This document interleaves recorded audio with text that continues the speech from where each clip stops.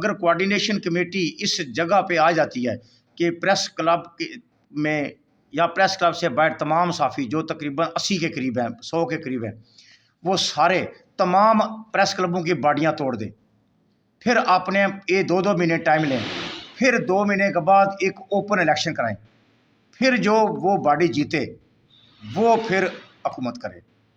और इनमें ये भी इनमें हौसला नहीं है। मैं ये भी इनको ऑफ़र दे रहा हूँ। मुझे पता है, मैंने बताया था राज साहब को कि हम अगर सब कुछ छोड़ दें, इलेक्शन लड़ें, तो फिर भी हम इनसे हारते नहीं हैं। जो साथी अपने साथी का मुखलस नहीं है ना, वो कभी भी मुनज़्ज़म होकर लीड नहीं कर सकता। और इन दोस्तों में एक सबसे बड़ी खामी है जिससे हमने फ़ायदा उठाया है। ये मैं आल-एलानिया कह रहा हूँ कि इनकी आपस में इत्तेफाक नहीं है इनका। ये इकट्ठे चाय पिएंगे, दूसरे के पास जाके बैठेंगे, जिससे चाय पिएंगे उसी को कहेंगे मैंने फुदू लगा लिया उसको। और हमारे 35 साथी हैं, 4 साल से हम इकट्ठे आ रहे हैं। 4 साल से किसी एक दोस्त ने भी किसी दूसरे दोस्त की बैक बैटिंग नहीं की। और हमारे इत्तेफाक, हमारी जीत की असल वजह ये है।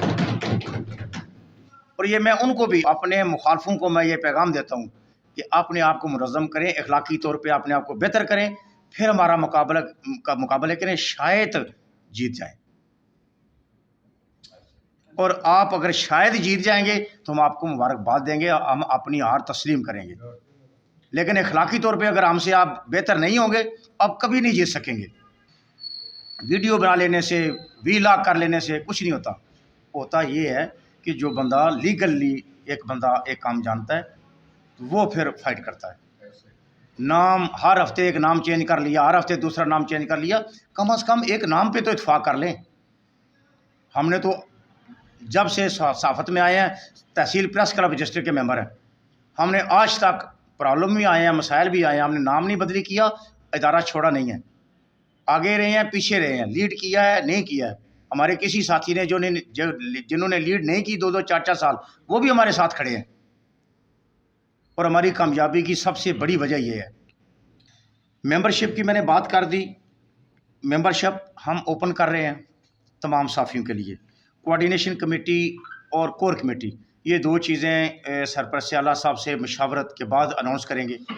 फिर वो जितने भी मामलात होते हैं, वो जो नए दोस्त हैं उनको भी थोड़ा सा बता दें कि हमारे जो मामलात होते हैं, वो फाइनल डिसीजन जो होता है, वो जो अहम और ज़रूरी डिसीजन होता है, जिसमें आम सारे फ़ैसले तो एग्जीक्यूटिव बॉडी और हाउस करता है, लेकिन बहुत ही अहम फ़ैसले जो हम हाउस में भी डिस्कस नहीं करते, हम उन दोस्तों पे कभी एतमाद नहीं करेंगे जिन्होंने हमें एक दफ़ा चीट की है। करना भी नहीं चाहिए। तो ये आस्ता से सारी बातें शेयर करूँगा मैं ज़्यादा वक्त नहीं लेता। असल मुझे जनरल सेक्रेटरी साहब ने सिर्फ इतना कहा है कि बॉडी अनाउंस करो, तो मैंने मौका जानते हुए भी चंद बातें और भी कह दी हैं। और उस एजाज़ की बात कि हमारे प्रेस क्लब में आर्मी के ऑफिसर्स बैठे हुए हैं, कैप्टन साहब बैठे हुए हैं, और मैं सब उससे ज़्यादा एजाज़ ये समझता हूँ कि इनको नहीं पता, दोस्तों को पता कि मैं साबका आर्मी पर्सन हूँ। यानी ये मेरा बहुत ही बड़ा एजाज़ है मेरे लिए कि मैं 2004 में मैं रिटायर होकर आया था, 23 साल करके। ठीक है। और आर्मी पर्सन का जो हमारा डिसीजन होता है, वो डिसीजन होता है फिर, ठीक है, उसमें फिर कंप्रोमाइज़ नहीं होता। तो ना हमने कभी चीट की है, तो ना करने दी है। ये तो हमें अपने इदारे ने सिखाया है, ठीक है। और इसी वजह से साथी भी हमारे साथ हैं, साथी भी एतमाद करते हैं। साथियों को भी कभी चीट नहीं किया। कोई भी अगर डिसीजन लिया है, बग़ैर साथियों के मशावरत के डिसीजन नहीं लिया।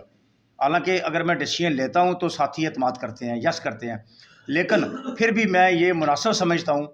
अभी हमने बॉडी सेटिंग करनी थी, कल मैं जनरल सेक्रेटरी साहब के पास धुंध में गया हूँ, प्राण पकौड़े भी खिलाए इन्होंने, ठीक है, उधर गया हूँ मैं, और सारे मशावरत करके फिर राज साहब से इन सारे प्रोसेस मुकम्मल करके कल फिर आज मैं स्टेज पे इधर मैं खड़ा हूँ। तो मैं आपका बहुत ही मशकूर हूँ, आपने मुझे मोहब्बत से नवाजा। तो मैं इन्हीं बातों के बाद इजाज़त लेता हूँ, और जनरल सेक्रेटरी साहब को मैं कहता हूँ कि अपनी जो है ना सीट संभालें।